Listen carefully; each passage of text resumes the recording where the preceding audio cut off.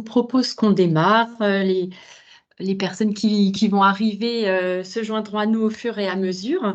Donc, bonjour à tous. Merci beaucoup pour votre participation aujourd'hui à ce webinaire sur les premiers pas pour engager un PGSSE en Bretagne. Je me présente, Sophie Altmeyer, je suis responsable technique au sein du pôle Aquanova. Donc, le pôle Aquanova, c'est un pôle de compétitivité qui est issu de la fusion des pôles Dream et Hydreos que vous connaissiez peut-être. On intervient ici dans le cadre d'un appui à l'ARS Bretagne pour promouvoir les plans de gestion de la sécurité sanitaire de l'eau et accompagner les PRPDE dans l'élaboration de ce plan. Donc, ce webinaire est un premier événement sur le sujet. Et il y aura d'autres choses. Ma collègue, d'ailleurs, va vous en parler tout à l'heure. Pour information, le webinaire est enregistré. On vous communiquera le lien pour le visionner si vous souhaitez le revisionner.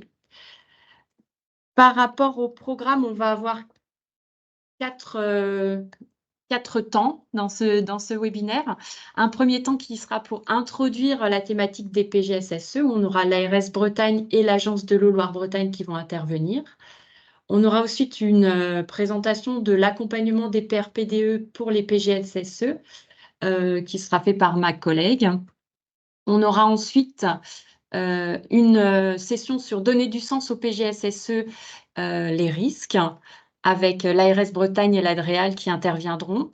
Et on aura un retour d'expérience d'une collectivité, la CA du Grand Calais Terre et Mer, qui va vous présenter un peu son retour d'expérience par rapport à la mise en place de son PGSSE. Il y aura des sessions de questions-réponses à la fin de chaque session. Et pour vos questions, vous pouvez les mettre dans le chat, donc dans l'espace conversation, et on les prendra au fur et à mesure après les interventions. Voilà, sans plus attendre, je laisse la parole à Muriel Thèse pour introduction et point réglementaire. Bonjour, merci à tous de votre présence. Je suis Muriel Thésé, donc pilote régional des eaux destinées à la consommation humaine à l'ARS de Bretagne et en charge du déploiement des PGSSE auprès des PRPDE. Je vais dans un premier temps introduire ce webinaire en vous présentant quelques grandes définitions et la réglementation qui sera reprise et illustrée avec les différents intervenants qui suivront. Le principe de PGSSE, les plans de gestion de sécurité sanitaire des eaux. Un plan de gestion, c'est un projet élaboré comportant une suite ordonnée d'opérations destinées à atteindre un but. Le but ici, c'est la sécurité sanitaire de l'eau distribuée à la population. Donc, la sécurité sanitaire est introduite par l'article L 1110-1 dans le Code de la santé publique, qui est stipulé ainsi. Le droit fondamental à la protection de la santé doit être mis en œuvre par tous les moyens disponibles au bénéfice de toute personne. Les professionnels, les autorités sanitaires, les collectivités territoriales et leurs groupements contribuent à développer la prévention et assurer la meilleure sécurité sanitaire possible. Donc vous voyez que rien que dans cette définition, l'ensemble des parties prenantes à la production et à la distribution de l'eau potable sont concernés par effectivement cette sécurité sanitaire. Cette sécurité sanitaire peut être mise en œuvre par 4 principes qui ont été définis en 2004 par M. Tabuteau, professeur associé et vice-président du Conseil d'État. Les 4 principes qu'il a posés sont un principe d'évaluation, un principe de précaution, un principe d'impartialité et un principe de transparence. Le principe d'évaluation, c'est effectivement se tenir informé, assurer de la veille sécuritaire. Principe de précaution, se prémunir du risque. Principe d'impartialité, c'est assurer effectivement cette étude sans conflit d'intérêt. Et enfin, le principe de transparence, c'est permettre une information accessible pour minimiser le risque de passer à côté d'un risque et assurer un enregistrement de tout ce qui est nécessaire pour permettre effectivement un plan de gestion sécuritaire. Tout ça pour assurer la sécurité sanitaire de l'eau. Vous avez ici schématisé de manière très succincte effectivement l'ensemble de la chaîne de production d'eau potable qui concerne le plan de gestion de sécurité sanitaire des eaux, qui démarre de l'étape de la ressource jusqu'au robinet du consommateur.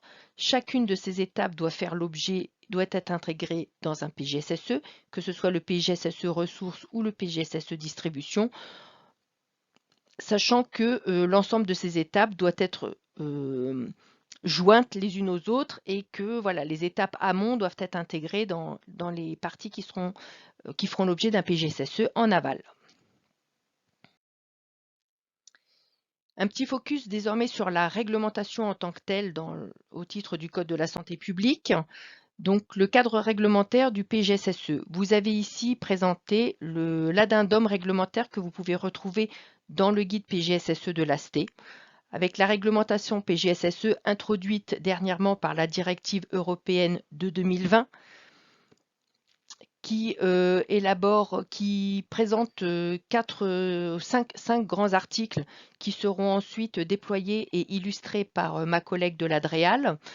Pour ma part, je vais faire un focus sur la transposition en droit français et plus particulièrement l'arrêté du 3 janvier 2023 sur les PGSSE dont je vais vous présenter les différents articles. L'article 1er du PGSSE pose son périmètre, le périmètre qui le concerne, c'est-à-dire uniquement l'eau destinée à la consommation humaine. Voilà, vous avez, ça ne concerne pas effectivement l'eau embouteillée ou par exemple les industries agroalimentaires. Le périmètre, il est fonction de la composition de la PRPDE ou réalisé simplement par le producteur, réalisé par le distributeur ou si le PGSSE couvre l'ensemble des deux parties, voilà, une production-distribution. Sachant qu'en tout état de cause, la jonction doit se faire si la PRPDE est divisée entre la production et la distribution. Pour l'article 8, vous avez une exemption possible décrite dans l'arrêté du 3 janvier pour toute PRPDE qui dessert moins de 100 m3 jour ou qui alimente moins de 500 habitants, avec une exemption possible décidée par le directeur de l'ARS si l'eau est conforme et sans risque de dégradation. Par contre, vous avez une exemption pour les PRPDE qui fournissent moins de 10 m3 jour ou moins de 50 habitants sans condition, c'est-à-dire qu'effectivement, à partir du moment où cette production est réduite, il n'y a pas d'obligation de réaliser un PGSSE. L'article 2 parle d'identification de danger. Tout danger, effectivement, qui est susceptible de détériorer la qualité de l'eau prélevée et ensuite distribuée. Et le PGSSE stipule aussi effectivement que ça doit tenir compte des enjeux quantitatifs qui sont un danger en tant que tel dans l'alimentation de l'eau potable. L'article 3 parle de la notion de gestion de danger. Comment est-ce qu'on doit le traiter? C'est-à-dire qu'on doit en identifier la gravité, on doit en identifier la fréquence. Et ça aussi, ce sont des parties qui seront déployées ensuite par ma collègue qui vous parlera des dangers et du risque. L'article 3 est associé à une annexe qui fait un focus sur la zone de captage, donc stipulant un petit peu effectivement l'ensemble des données que doivent comporter un PGSSE sur la zone de captage. L'article 8 concernant les captages stipule que pour tout captage d'origine souterraine avec un débit d'exploitation inférieur à 100 m3 jour, l'évaluation des risques peut être retrouvée dans l'évaluation qui a servi à l'élaboration du périmètre de protection immédiat. Dans l'article 4, vous retrouverez la notion d'équipe. Construire un PGSSE, c'est démarrer par une équipe projet qui doit regrouper l'ensemble des acteurs dont l'activité est susceptible d'avoir un impact sur la qualité de l'eau. Donc chacun étant responsable effectivement de la partie dont il a la compétence. L'intérêt de regrouper une équipe multidisciplinaire, on va dire, c'est qu'elle permet de définir la mesure de gestion des risques pour éviter ou réduire à un niveau acceptable le risque sur l'ensemble de la chaîne de production d'eau potable. L'article 5 fait le focus sur la nécessité de surveillance avec pour chaque danger des paramètres qui auront été identifiés pour le suivi et les mesures de maîtrise à mettre en œuvre. L'article 6 fixe les délais, effectivement, que vous connaissez tous désormais, du 12 juillet 2027 pour le PGSSE zone de captage et du 12 janvier 2029 pour le PGSSE complet jusqu'au robinet du consommateur, donc production-distribution. L'article 7 évoque la mise à jour, donc les mises à jour sont permanentes, à minimum une fois par an, faire une revue de la maîtrise, des mesures de maîtrise qui ont été mises en place et qui nécessitent potentiellement une petite mise à jour d'une partie ou un focus d'une partie du PGSSE réalisé par toute personne responsable de la production ou de la distribution de l'eau, fonction de la mission et de sa compétence. Les résumés des PGSSE sont à transmettre là, selon l'article 9, au directeur de l'ARS, au préfet du département, ainsi qu'à l'agence de l'eau. Et vous avez explicité ce que ne contient pas un résumé, c'est-à-dire l'ensemble des informations sensibles ou qui rendraient le document susceptible de diffuser des informations vulnérables. Et enfin, l'article 10 stipule les différents délais de transmission d'un PGSSE avec la première date d'élaboration du PGSSE ressources au 1er avril 2027, une obligation réglementaire de toute information de modification ou de révision des PGSSE tous les ans avant le 1er avril de chaque année et une obligation de révision à minima tous les 6 ans, donc qui nous amène actuellement au 1er avril 2033 pour la réalisation des premiers PGSSE avec la date de 2027 en inauguration. J'en ai fini pour la partie réglementaire, je vous remercie. Merci beaucoup Muriel. Il commence à y avoir des remarques et des questions, mais on discutera après, comme on l'a dit, à la fin de la session. Donc un petit point par rapport à des clés de la réussite qu'on a voulu vous lister, quelques éléments de clés de la réussite qui ont pu être constatés sur le terrain. Donc déjà, un premier élément, il faut se rassurer, il n'existe pas de mauvais PGSSE. En effet, le PGSSE, c'est une démarche d'amélioration continue, c'est quelque chose de vivant et qu'il est possible de démarrer de manière assez simple et ensuite d'ajouter des éléments en fonction du temps et des constatations sur le terrain. Ce qu'on a constaté aussi, c'est qu'il est important d'avoir une forte implication de la PRPDE dans la réalisation du PGSSE. Il est possible de réaliser le PGSSE en s'appuyant sur des bureaux d'études, sur son délégataire, mais il faut malgré tout prendre en main le sujet, parce qu'ensuite le sujet, le PGSSE, il va falloir l'utiliser au quotidien dans son fonctionnement.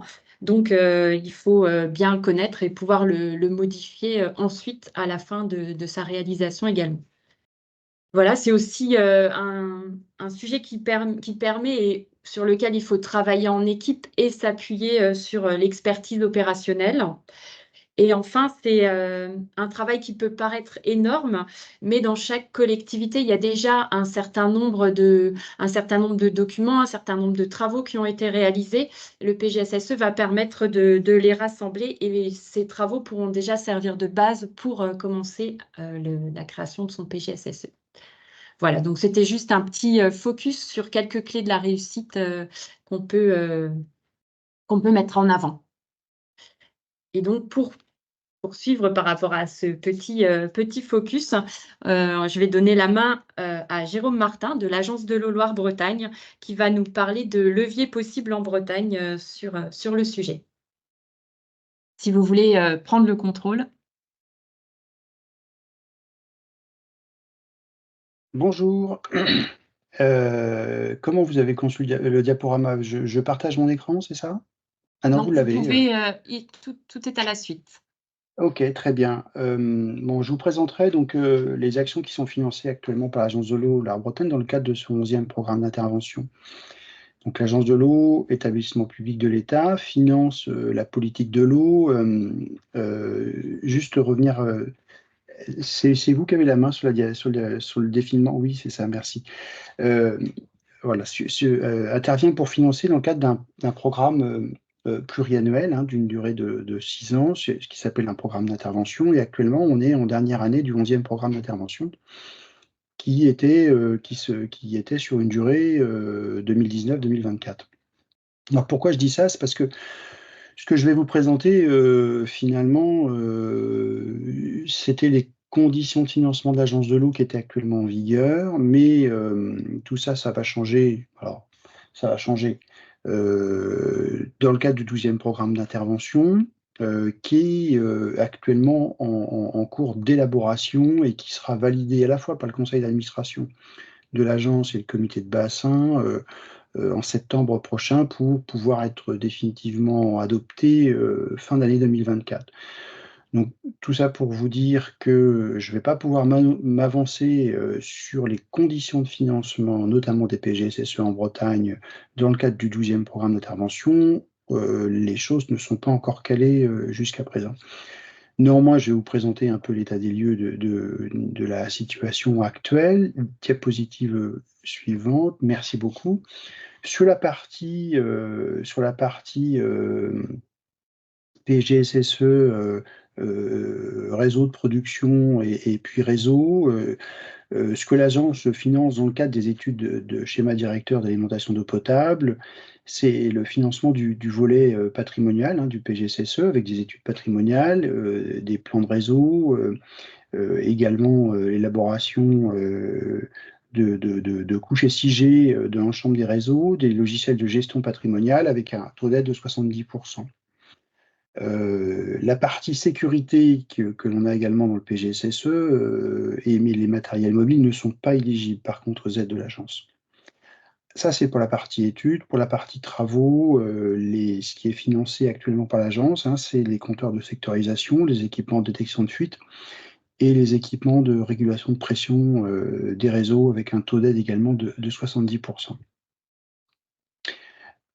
Diapositive suivante, sur le volet ressources, relatif aux zones de captage du PSSE, je vais vous présenter un peu ce qui se fait actuellement dans le cadre des captages prioritaires, parce que la vocation de l'agence, c'est pas forcément d'aller sur l'intégralité des captages. Alors, je vous présenterai ce qui est relatif au captage prioritaire actuellement, et on est tous en attente de la définition des captages dits sensibles et qui sera intégré au 12e programme d'intervention de l'agence. Actuellement, sur les captages prioritaires, comment ça se passe? On a un volet étude de délimitation de l'AAC avec une étude plus ou moins poussée par un hydrogéologue pour déterminer cette aire d'alimentation. Et donc cette étude, qui n'est pas liée à la politique contractuelle de l'agence, est financée à hauteur de 50%. Une fois qu'on a défini l'AAC, diapositive suivante s'il vous plaît, on va s'intéresser donc à l'étude des pressions agricoles pour déterminer en gros les sources de pollution sur 2 paramètres essentiels que sont les nitrates et les pesticides, avec un certain nombre d'attendus dans ces études pour bien essayer de déterminer les sources de pollution à l'échelle de l'aire d'alimentation, avec l'utilisation d'un certain nombre d'outils qui vous sont présentés sur cette diapositive, que ce soit des reliquats, des diagnostics des sites d'élevage, de serres de production de végétal hors sol, des analyses haute fréquence. Enfin, voilà, je ne vais pas rentrer plus avant. Si vous le voulez, on pourrait en reparler, mais le but du jeu, c'est bien d'utiliser des outils qui permettent de déterminer l'origine des sources de pollution à l'échelle des aires d'alimentation des captages. Diapositive suivante. Ensuite, le programme d'action de réduction de ces sources de pollution, lui, par contre, est intégré actuellement dans le cadre de la politique territoriale de l'agence. Vous avez la carte de la région de Bretagne avec l'intégralité des contrats territoriaux qui sont actuellement en cours sur la région Bretagne. Voilà, donc on va pouvoir aider un certain nombre de mesures et d'actions. Diapositive suivante. Tout d'abord, quand même, un des principaux sujets, c'est bien sûr la réduction de la pollution par les pesticides. Donc l'Agence de l'eau vous accompagne pour essayer de développer au sein des exploitations agricoles des investissements agro-environnementaux qui permettent de diminuer l'utilisation des pesticides, la conversion à l'agriculture biologique et puis un certain nombre d'actions d'animation qui visent à modifier les pratiques des exploitants agricoles pour toujours dans le but de diminuer l'utilisation des pesticides. Diapositive suivante. Alors d'abord l'acquisition de matériel de désherbage mécanique, qui est la première phase pour diminuer l'utilisation des pesticides. C'est bien d'utiliser du matériel de désherbage. Pourquoi je dis ça? C'est parce que les principales, la grande majorité en fait, des pollutions, c'est bien des herbicides et des métabolites de dégradation de ces herbicides qu'on retrouve dans les captages d'eau potable. Vous avez une cartographie du matériel qui a été financée par l'agence au cours des années 2017-2020. Vous voyez, 340 projets, 1,5 million d'euros d'aide pour à peu près 10 000 hectares normalement de surface potentielle concernée. Ça, c'était à un moment où l'agence lançait des appels à projets en direct dans le cadre du plan Éco-Phyto. Et puis, depuis l'année dernière, on s'inscrit, donc diapositive suivante, on s'inscrit dans le dispositif Agri-Invest du Conseil régional, donc dispositif de la politique agricole commune, qui vise à financer ce qu'on appelle maintenant des investissements résilients pour l'eau, dans lequel on retrouve le matériel de désherbage mécanique, avec un cofinancement à la fois du FEADER, Fonds européen, agence et conseil régional. Donc ça, c'est le premier type d'action qu'on peut accompagner. Diapositive suivante. On essaye de faire en sorte que le matériel de désherbage mécanique soit utilisé de manière optimale.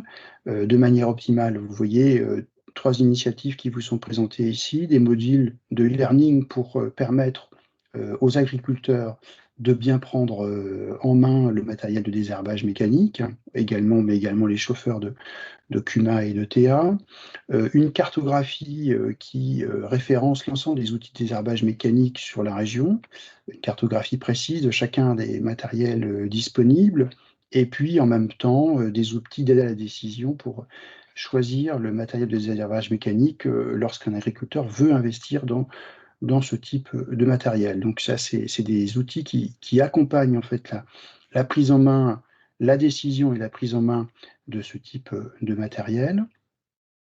Diapositive suivante.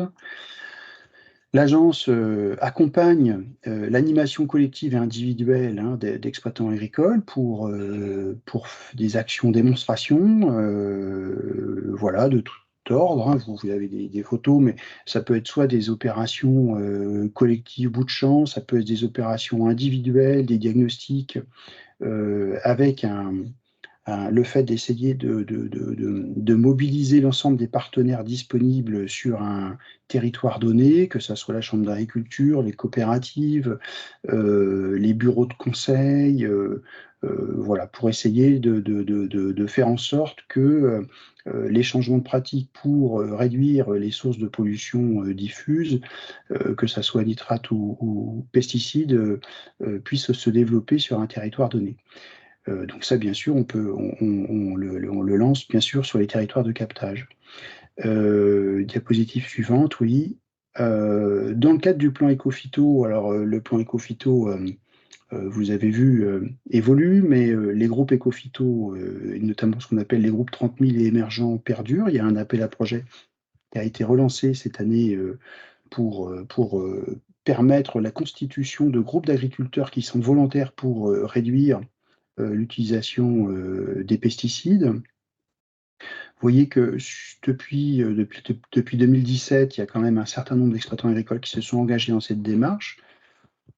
quelques centaines. Donc on peut très bien imaginer aussi des groupes d'agriculteurs à l'échelle des aires d'alimentation de captage qui s'engageraient sur des mobilisations et d'autres pratiques plus conformes à l'usage de production d'eau potable du territoire. Donc le financement d'agences est de 50% dans ce cadre-là. Donc financement d'une animation dédiée spécifique à un groupe d'agriculteurs pour les accompagner. Et on a des coparticipations, des cofinancements en fonction des groupes, du conseil régional, des conseils départementaux et également des syndicats d'eau potable. Voilà comment c'est organisé jusqu'à présent. Donc ça, c'est aussi un autre dispositif qui peut être mobilisé. Diapositive suivante. L'agence a lancé une expérimentation. Alors là, on rentre dans le champ des paiements directs aux exploitants agricoles pour les inciter à changer de pratique. Donc il s'agit ici des paiements pour services environnementaux. Vous avez une cartographie un peu des territoires d'expérimentation qui ont été lancés. Lancés à l'échelle de certaines aires d'alimentation, notamment des captages gérés par différents producteurs d'eau potable qu'on va retrouver sur les Côtes d'Armor, l'île-et-Vilaine, essentiellement avec une visée nitrates et pesticides, encore une fois. Ces paiements directs ont remporté un grand succès en termes de contractualisation. On voit bien que les exploitants agricoles, le dispositif les intéresse en termes de changement de pratique. Alors pourquoi je vous parle des paiements pour services environnementaux? Puisque ça a été lancé pour la première fois mise en œuvre en 2021 et 2022. Le plan gouvernemental eau prévoit bien que les agences de l'eau relancent les paiements pour services environnementaux, notamment à l'échelle de certaines aires d'alimentation pour la problématique pollution diffuse. Donc ça, c'est quelque chose pour lequel on est en train de discuter de sa mise en œuvre dans le cadre du 12e programme d'intervention de l'agence. Diapositive suivante. Les aides directes de la politique agricole commune, donc la conversion à l'agriculture biologique et des mesures agro-environnementales. Donc l'agence de l'eau finance très fortement ces deux mesures, à la CAB et les MEC, avec les cahiers des charges des nouvelles mesures agro-environnementales, notamment, qui permettent d'améliorer la couverture des sols et de diminuer l'utilisation des herbicides et des pesticides notamment, et puis de diminuer la pression également, la pression d'utilisation la pression azotée à l'échelle des exploitations agricoles. Donc ça, c'est aussi un dispositif qui permet d'accompagner les changements de pratiques à l'échelle des exploitations agricoles dans des territoires emblématiques comme sont les aires d'alimentation des captages d'eau potable. Diapositive suivante.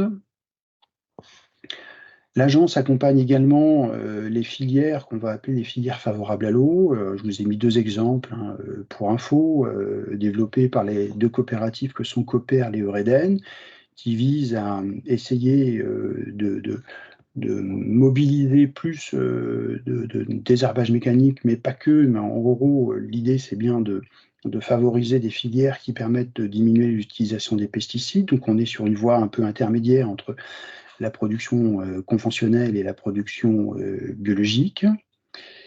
Et diapositive suivante. Et je finirai là-dessus, c'est le volet foncier. Et on pense que le volet foncier est une voie très importante en termes de programmes d'action à développer à l'échelle des aires d'alimentation. Et donc, on accompagne l'acquisition foncière dans les aires d'alimentation de captage avec un taux d'aide de 50%. Je vous ai mis ici les conditions, notamment en termes de plafonnement. Et puis également l'aménagement pour des dispositifs agro-environnementaux non productifs. Alors ça regroupe des dispositifs un peu particuliers comme les zones humides tampons artificiels ou les réaménagements des fossés circulants de telle manière à limiter les transferts. Donc ça, c'est deux dispositifs qui actuellement ont un peu du mal à être déployés sur le terrain, mais Là aussi, si on veut faire changer les pratiques de manière durable à l'échelle des AAC, il s'agit de mesures très importantes. Voilà, j'en terminerai là-dessus. Merci beaucoup, Monsieur Martin. Donc, on va passer à la session de questions-réponses. Alors, n'hésitez pas à en mettre dans le chat. On va prendre celles qui y sont déjà. Avant ça, juste une petite information. On va mettre un lien dans le chat sur un questionnaire, qui est un questionnaire de satisfaction et d'attente par rapport à ce webinaire ou à ce type d'événement. Donc, on vous laissera cliquer et compléter à la fin du webinaire. Donc, une première question. De Monsieur Guilloton, est-ce que la meilleure prévention ne serait-elle pas d'interdire les produits soumis à la limite de qualité sur les aires de captage? Si une réponse ou un élément de réponse peut être apporté. Bah, écoutez, on a enfin, l'intervention de l'Agence de l'eau a montré effectivement que, voilà, toutes les aides allaient, sur, voilà, un déploiement, je dirais, ou un soutien, un développement de nouvelles pratiques, hein. Donc effectivement, on il est bien évident que moins il y aura d'intrants, moins ça posera de difficultés. Après, effectivement, voilà, il y a des produits qui sont soumis à autorisation de mise sur le marché, avec, voilà, des réglementations. On est tous bien conscients qu'effectivement, voilà, le changement de pratique ne peut que, favoriser et aller dans le bon sens. Merci. Alors, une question de Françoise Giano. Donc, il n'y a pas de mauvais PGSSE, certes, mais des obligations formelles sur le volet ressources, sur les points de prélèvement sensibles qui sont encore en attente d'être sortis, je pense. C'est bien ça, il n'y a pas encore eu. Les D'accord, il n'y a textes, pas non, encore les eu les textes qui textes permettent de, voilà, de définir exactement, le captage sensible ne sont pas encore, parus effectivement. et qui vont peut-être imposer dès le départ d'être inclus dans le PGSSE initial. Par exemple, définition AAC, programme d'action. Et la remarque, selon l'ampleur du nombre de points de prélèvement sensibles, les bureaux d'études risquent d'être bien occupés. Et une question, par ailleurs, la PRPDE a l'obligation de participer à ce volet ressources, ce qui ne veut pas dire qu'elle doit tout faire seule. L'articulation avec les opérateurs de BV est à rechercher, confirmez-vous? Oui, ben, oui, oui, tout à fait. Alors après, tout ce qui est, captage sensible et puis effectivement, PGSSE un petit peu particulier, ce sera développé, vous verrez, dans l'intervention de l'Adréal Sophie Guguin, qui ne peut pas être avec nous aujourd'hui, mais qui a enregistré, sa partie et qui illustrera bien effectivement, voilà, les particularités, des captages plus sensibles. Actuellement, on peut parler des captages prioritaires aussi, mais voilà, il y aura un lien et un parallèle qui sera fait effectivement.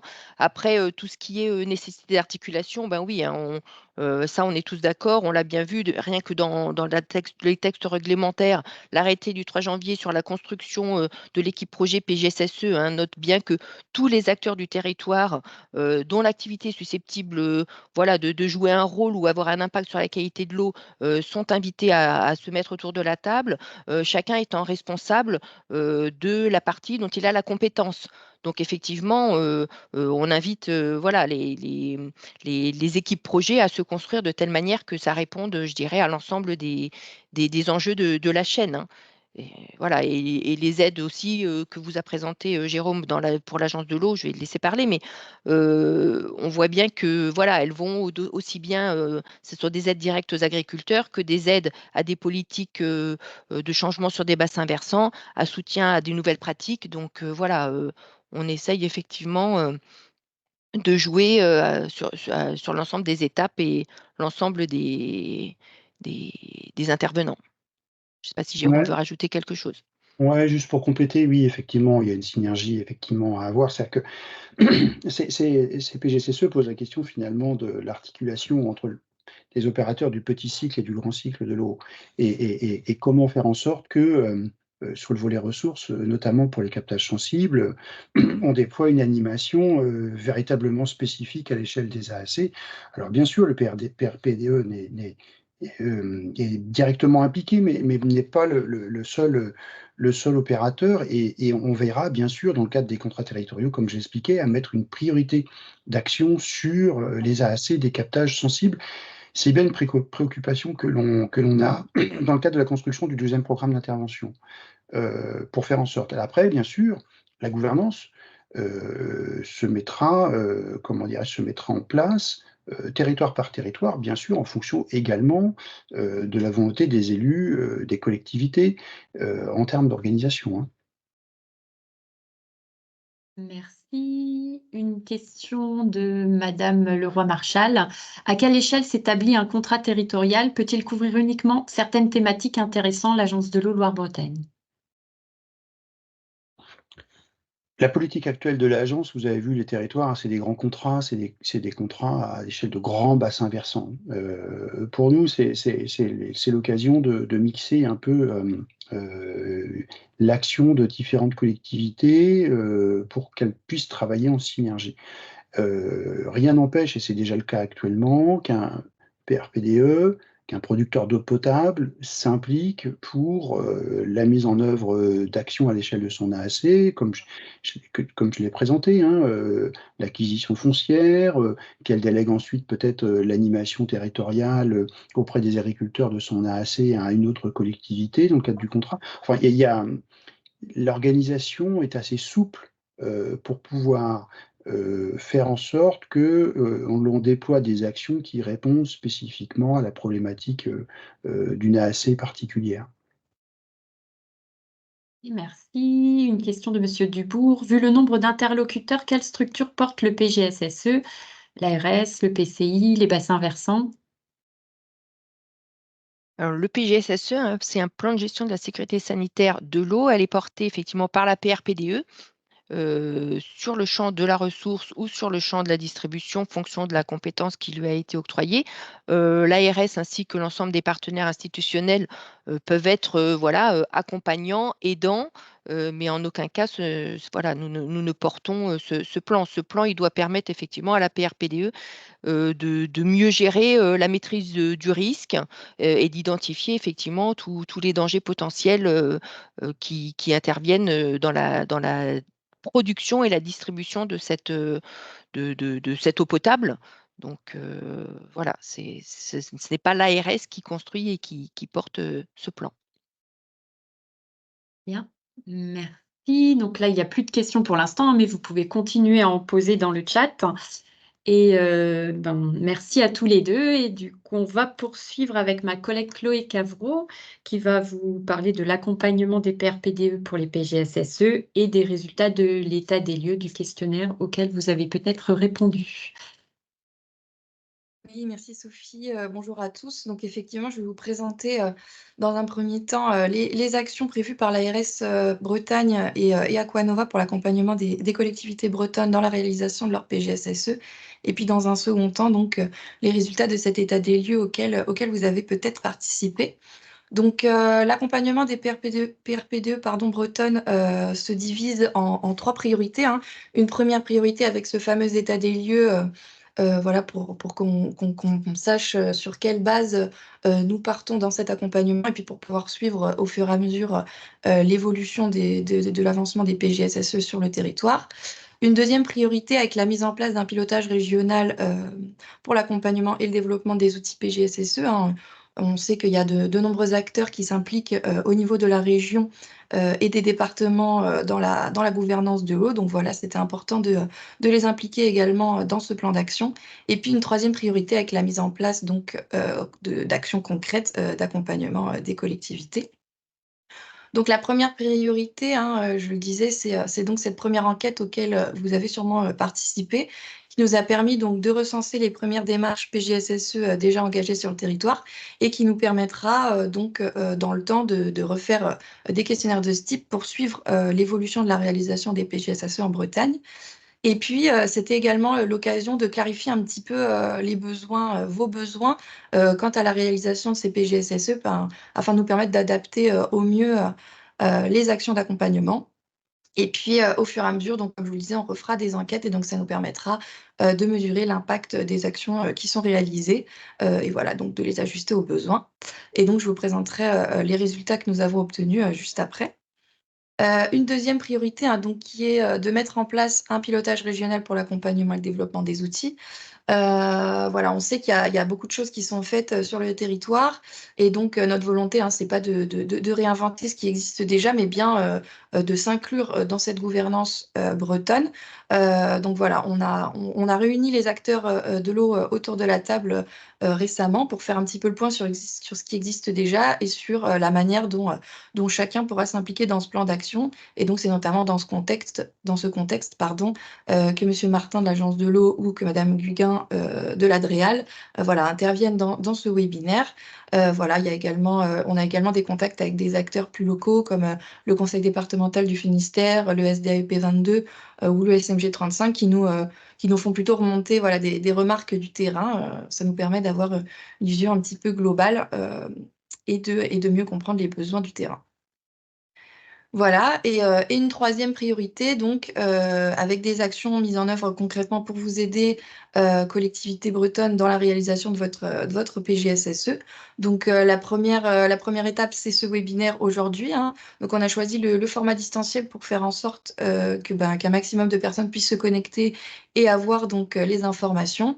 Voilà donc l'idée c'est de ce webinaire, c'est de présenter un petit peu les informations générales sur les PGSSE, de vous présenter un petit peu la réglementation et de vous donner quelques premières clés pour vous lancer dans la démarche. Et dans un second temps, on va vous proposer donc 2 ateliers pour approfondir la notion de PGSSE et aborder plutôt la méthodologie, hein, concrètement, quelles sont les étapes pour mettre en place un PGSSE et comment faire. Donc il y aura 2 dates, le 20 juin à l'Oudéac et le 26 septembre à Quimper. Donc les 2 ateliers seront construits à peu près de la même manière. Mais voilà, on vous a proposé 2 dates et 2 lieux pour vous permettre de choisir ce qui vous convient le mieux. Et voilà, donc ces 2 ateliers viendront vraiment en complément du webinaire pour vous apporter de nouvelles informations sur la mise en place du PGSSE. Et puis là, on est sur un format plutôt présentiel pour favoriser les échanges entre collectivités. Donc si ces événements vous intéressent, je pense que ma collègue Sophie vous remettra dans le chat les liens pour vous inscrire. Et puis, on va également vous mettre à disposition dans les prochains jours un kit PGSSE qui sera disponible librement sur le site de l'ARS. Donc, on vous enverra le lien, je pense, en même temps qu'on vous enverra les présentations des intervenants et puis le replay de l'événement pour que vous puissiez le consulter. Donc, ce kit PGSSE regroupera donc des ressources méthodologiques réglementaires. La méthodologie, ce sera une petite analyse notamment du guide de la cité voilà, qui présente la mise en place du PGSSE étape par étape. Et puis, on vous remettra également tous les textes réglementaires qu'a cité Muriel précédemment pour que vous puissiez vous référer au texte autant que de besoin. Voilà, donc ça, c'est pour ce qui était des actions ARS Bretagne avec l'appui d'Aquanova pour l'année 2024. Et donc, je vais vous présenter maintenant les résultats que nous avons obtenus avec notre enquête état des lieux du déploiement des PGSSE en Bretagne. Alors, donc, dans un premier temps, si on s'intéresse au panel des répondants, donc déjà, nous avons obtenu 128 réponses, ce qui correspond à peu près à 70% des PRPDE bretonnes. Donc déjà, merci à vous d'avoir répondu à cette enquête. Donc, comme vous pouvez le voir sur le graphique, les répondants proviennent des 4 départements bretons, avec un très gros taux de participation dans le Morbihan et dans l'Ille-et-Vilaine, et des taux un petit peu moins élevés dans le Finistère et les Côtes-d'Armor, mais on sait que voilà, il y a plus de structures dans ces départements-là, des structures aussi plus petites, donc on n'avait pas forcément les bons contacts, ou alors les personnes ne connaissant pas les PGSSE, elles n'ont pas forcément souhaité répondre à l'enquête. Mais en tout cas, voilà, on a quand même obtenu un bon taux de réponse qui nous permet d'avoir une bonne vision de l'état actuel des connaissances et des besoins sur le sujet des PGSSE. Donc ensuite, si on continue sur le panel des répondants, on s'est intéressé donc à la population qui était concernée par la distribution de l'eau par les répondants. Donc on peut voir sur le graphique de gauche qu'au niveau régional, donc on est plutôt sur pas mal de grosses structures donc qui desservent au moins 10 000, enfin entre 10 000 et 50 000 habitants, ou alors voire même plus de 50 000 habitants. Et on est sur un quart de structures un peu de taille plus intermédiaire et plus petite qui desservent donc moins d'habitants. Et on a décliné donc ce graphique au niveau départemental avec les graphiques de droite. Et on peut voir donc ce qui confirme ce que je disais juste avant, que dans le Morbihan et en Ille-et-Vilaine, on est vraiment sur des grosses structures, enfin uniquement sur des grosses structures qui desservent donc au minimum 10 000 habitants. Et puis donc dans les Côtes-d'Armor et dans le Finistère, c'est là qu'on retrouve des structures plus petites qui desservent donc moins d'habitants. On s'est également intéressé au mode de distribution des répondants, donc soit en régie directe, soit donc en passant par un délégataire, donc soit pour toute la structure, ce qu'on a appelé donc délégataire, ou soit en formule mixte, donc avec un délégataire sur une partie seulement des UDI. Et donc, ce qu'on peut constater donc, sur le graphique de gauche au niveau régional, c'est que de nombreuses structures donc, font appel à un délégataire pour toute ou partie de leur structure. Mais on avait quand même donc 23 répondants qui sont donc en régie directe. Et à nouveau, si on s'intéresse à la situation sur les graphiques de droite en département, on peut voir donc que ces régies proviennent majoritairement du Finistère, 2 en Côte-d'Armor et puis donc 4 en Ille-et-Vilaine. Enfin, pour terminer sur le panel des répondants, donc on a également sondé les répondants sur leur champ de compétences, hein. On voulait savoir s'ils étaient concernés uniquement par la production ou uniquement par la distribution de l'eau ou bien pour les deux, puisque du coup ça aura une conséquence sur la réalisation du PGSSE, hein, puisque les personnes donc concernées par les deux volets donc, devront faire un PGSSE complet. Et les personnes qui sont concernées que par un des deux volets, voilà, ne feront pas un PGSSE complet, mais devront se concerter entre structures afin de s'assurer que le PGSSE soit cohérent sur tout le système d'alimentation en eau potable. Donc on peut voir que la majorité des structures sont concernées par les deux volets, mais qu'il y a quand même quelques structures voilà, qui font soit de la production, soit de la distribution. Et donc à nouveau, au niveau départemental, on peut voir que les 4 départements sont concernés par des structures soit uniquement productrices, soit uniquement distributrices. Voilà, donc ensuite, on vous propose une petite cartographie. Voilà, on a placé un petit peu les répondants sur la carte de la Bretagne. Donc, on peut voir qu'effectivement, il y a des répondants qui viennent d'un peu partout. On a représenté sur cette carte également le niveau de connaissance des répondants sur les PGSSE, hein, puisqu'on leur demandait un petit peu déjà s'ils connaissaient les PGSSE. On peut voir qu'il y a pas mal de points gris, donc ce n'est pas encore le cas de tout le monde, d'où nos actions telles que ce webinaire pour vous faire connaître la démarche PGSSE. Et puis ensuite, donc, certains répondants connaissent déjà les PGSSE, mais voilà, vous pouvez voir qu'il y a une disparité dans le niveau de connaissance. Et puis, on a également représenté par des petites coches donc les PGSSE qui sont déjà lancés. Et donc, voilà, cette carte nous permet d'avoir un état des lieux à l'année 0 du démarrage de l'accompagnement de l'ARS et nous permettra de suivre l'évolution au fur et à mesure du temps. Donc, comme je vous le disais, sur 128 répondants, donc c'est 79%, hein, donc une centaine de répondants qui nous ont indiqué connaître la notion de PGSSE. Et donc voilà, un peu plus en détail le graphique des personnes des notes qui ont été attribuées par les personnes qui nous ont indiqué connaître les PGSSE. Donc, comme vous pouvez le voir, il y a des personnes qui ne connaissent très, très peu de choses sur les PGSSE, d'autres qui ont indiqué avoir une parfaite connaissance des PGSSE. Voilà, donc notre but, c'est qu'à terme, d'ici 2027, tout le monde puisse répondre, ou en tout cas une grande partie d'entre vous puisse répondre que vous connaissez parfaitement les PGSSE. Mais on peut constater donc, que la moyenne des notes attribuées est quand même de 3 sur 5. Donc par rapport à d'autres régions sur lesquelles on fait également ce type d'enquête, c'est vrai que c'est un bon début parce que voilà, on observe un peu les mêmes notes dans les autres régions, mais on a déjà fait des actions d'accompagnement depuis quelques années, donc on sent que voilà, les PGSSE sont bien au cœur des préoccupations des collectivités bretonnes. Voilà, donc ces personnes qui, sur les 79%, de répondants qui nous ont indiqué connaître les PGSSE, donc on a recensé 14 PGSSE déjà commencés, donc avant que l'ARS ait initié cette action d'accompagnement. Et donc ces personnes, on les a sondées sur l'état d'avancement de leur PGSSE.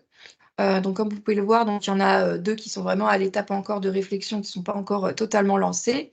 2 qui en sont sur une étape initiale, donc qui sont encore en train de constituer leur équipe.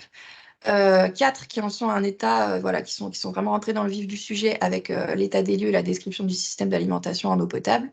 et puis 3 autres qui en sont à des étapes voilà, bien avancées, voilà, qui en sont donc à l'identification des dangers, évaluation des risques, élaboration d'un plan d'action et puis carrément la mise en place des mesures de suivi, donc qui est donc la dernière étape du PGSSE avant de recommencer la boucle d'amélioration continue. Donc voilà, on espère que ces trois PRP2-là voilà, seront d'accord par la suite pour venir vous présenter leur retour d'expérience et vous expliquer un petit peu comment ils ont appréhendé, comment ils se sont appropriés la méthodologie PGSSE. Et puis voilà, et trois autres personnes qui nous ont indiqué voilà, qu'ils étaient en phase de démarrage de leur PGSSE avec le recrutement de bureaux d'études. Et puis un autre qui nous a indiqué qu'il était à plusieurs étapes d'avancement sur différentes UDI. Et donc, ces répondants, voilà, ces 14 répondants qui nous ont indiqué avoir déjà démarré un PGSSE, on les a sondés ensuite sur leurs besoins quant à la poursuite de la réalisation de leur PGSSE. Donc, on peut voir que ce qui ressort en priorité, c'est donc un besoin d'outils, de méthodes. Donc, à ce niveau-là, il y a déjà des choses qui existent, hein. Donc, je vous parlais notamment du guide de l'AST hein, qui permet d'expliquer comment faire étape par étape pour réaliser un PGSSE. Ça, ce sera donc explicité dans le kit PGSSE qu'on vous transmettra prochainement. Et puis, ce sera donc la thématique qu'on abordera dans les ateliers PGSSE. Donc, je vous invite vraiment à vous inscrire si c'est une thématique qui vous intéresse. Et puis, on peut voir donc que le deuxième point qui ressort de cette question, c'est un besoin en aide financière. Donc, voilà, je pense que M. Martin a déjà apporté quelques éléments à ce niveau-là tout à l'heure. Puis, comme il vous le disait, donc, le 12e programme de l'Agence de l'eau est en cours de construction. Donc, on reviendra vers vous s'il y a une évolution à ce moment-là, au moment de la publication du 2e programme, on reviendra vers vous s'il y a une évolution au niveau des financements en lien avec les PGSSE. Voilà. Puis sinon, il y a d'autres besoins qui ressortent en ressources humaines, en formation et en accompagnement technique, voilà, qui sont bien notés par l'ARS et par Aquanova. Et puis, on essaiera donc de vous proposer des actions en conséquence. Voilà, donc parmi les 79%, donc la centaine de répondants qui nous ont indiqué connaître les PGSSE, il y en a la moitié qui nous ont indiqué qu'ils ont bien prévu, qui envisagent hein, de commencer un PGSSE prochainement. Donc notre objectif, c'est que d'ici 2027, voilà, ce chiffre passe à 100%, hein, puisque comme vous l'avez compris, c'est obligatoire. Mais les raisons des répondants l'autre moitié des répondants qui ne souhaitent pas se lancer pour le moment dans le PGSSE, voilà, il y a des raisons qui nous ont été avancées, hein, notamment le transfert de compétences prochainement, ou alors un manque de compétences en interne, ou voilà, une méconnaissance de la démarche. Donc voilà, sur ces points-là, on va essayer d'apporter au fur et à mesure des réponses, enfin des aides. Et donc, voilà, les personnes qui ont répondu qu'elles lanceraient un PGSSE prochainement, voilà, elles ont été sondées sur leur motivation à se lancer dans le PGSSE. Donc, ce qui ressort en premier, bien sûr, c'est l'obligation réglementaire. Mais on observe également qu'il y a d'autres préoccupations qui intéressent les PRP2, hein, notamment l'augmentation de la sécurité sanitaire des installations et l'anticipation des situations de crise, hein, qui sont bien 2 volets couverts par les PGSSE, et puis également l'amélioration de la qualité de l'eau. Et puis enfin, donc on a posé également la même question que pour les personnes qui avaient démarré un PGSSE hein, sur les besoins des répondants pour le démarrage de la réalisation de leur PGSSE. Et on peut voir que c'est un peu les mêmes volets qui ressortent, hein, un besoin en outils méthodes, un besoin en aide financière et un besoin en accompagnement technique. Et puis dans un second temps, des ressources humaines et de la formation. Mais donc comme je vous le disais, c'est des choses que nous avons bien notées au niveau de l'ARS et d'Aquanova. Et donc voilà, nos prochaines actions permettront d'essayer de répondre à ces problématiques. Merci beaucoup, Chloé. Donc, comme Chloé l'a précisé dans le chat, vous pouvez retrouver les liens pour les informations sur les ateliers et les inscriptions. Alors, on a une petite question qu'elle a répondu, Muriel, c'est pouvez-vous expliquer la notion de zone de captage qui, sauf erreur, est à géométrie variable selon le captage concerné? Donc, Muriel précisait, ou je te laisse préciser peut-être, Muriel. Oui, je me suis permis de répondre effectivement dans le chat que voilà, oui, c'est effectivement voilà, à géométrie variable, hein, et l'étude des dangers, donc, qui vous sera présentée notamment tout à l'heure, vous permettra effectivement d'identifier plus précisément voilà, l'étendue de ce PJSSE captage. Et vous aurez effectivement donc aussi l'intervention de Sophie Guguin de l'Adréal à suivre, voilà, qui illustrera un petit peu ces différentes surfaces à prendre en considération. Et une remarque de Anne-Marie Aquilina qui rappelle ou redit qu'il manque surtout la définition d'un captage sensible et la liste de ceux-ci par PRPDE.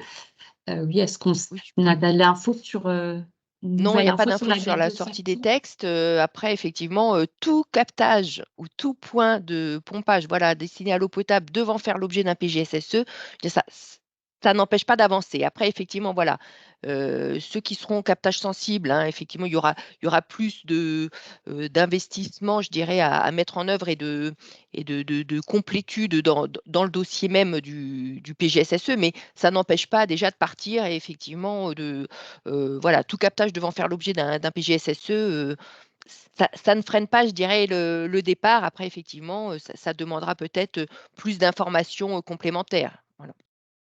Si c'est désigné captage sensible. Après, la nature même de l'eau brute permet aussi d'aiguiller à l'heure actuelle sur les exigences qu'on peut en attendre et sur les risques à identifier.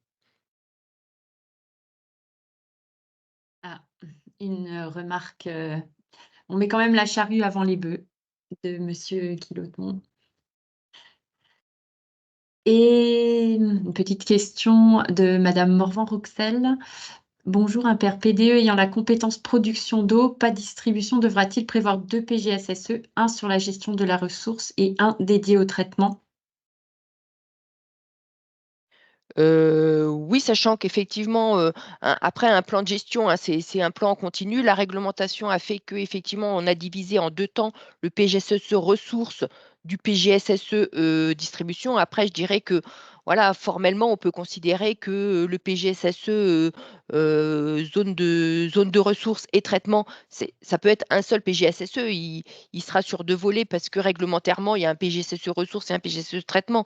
Mais l'intérêt, comme on l'a vu tout à l'heure dans le schéma, hein, c'est de toute façon de traiter l'ensemble de la chaîne d'identification des dangers. Donc, on peut même considérer que ce sera un seul PGSSE qui couvrira la ressource et le traitement.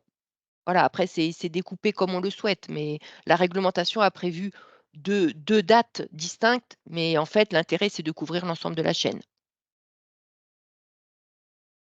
Alors, une remarque de Françoise Viano, le volet ressources est important, mais il ne faut pas oublier le reste et la chaîne technique de production, transport et distribution que la PRPDE est plus en capacité de maîtriser que les activités, notamment agricoles, sur l'AAC.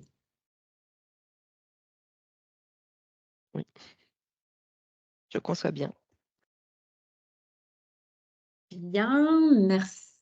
Merci Chloé. Donc, bien, toujours le chat est ouvert, hein, vous pouvez continuer vos questions.